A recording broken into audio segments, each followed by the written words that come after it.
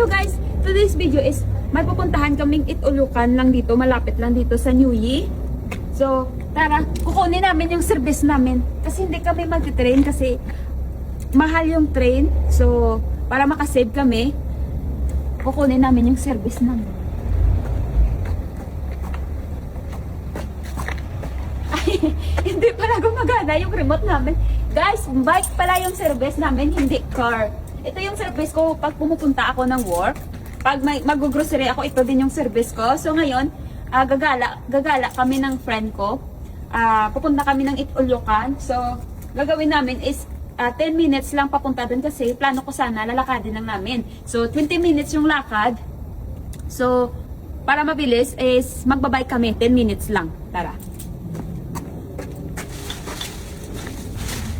Ito yung service namin. Dito ko lang.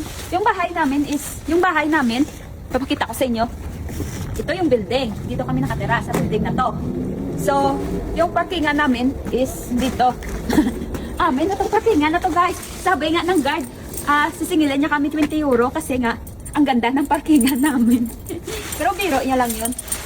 Binitikmot lang namin to.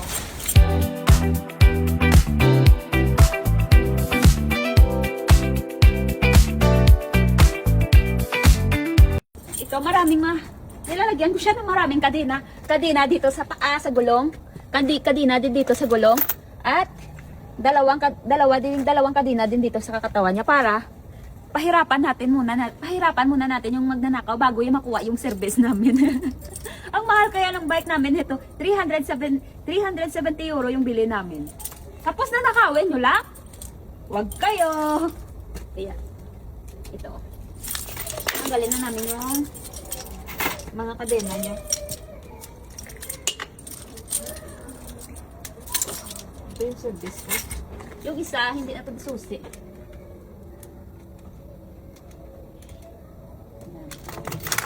Ganito lang siya. Ito yung service ko.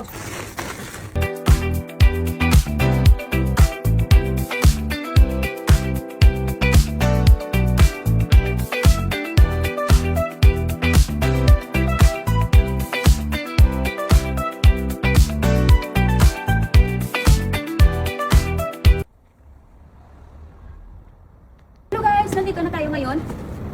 Ito yung restaurant. Nakaligaw-ligaw kami, marami kami napuntahan. Iba-iba yung tinuro ni Google Map. So finally nakarating din. At ang ganda ng store nila, yung restaurant nila kasi may parkingan ng mga bike. So easy lang, hindi na kami maghahanap kung saan namin ipaparking yung bike namin. Magpaparking kami dito. Well, nagutom talaga ako. 10 minutes, siguro mga 1 hour kami nag-libot-libot ng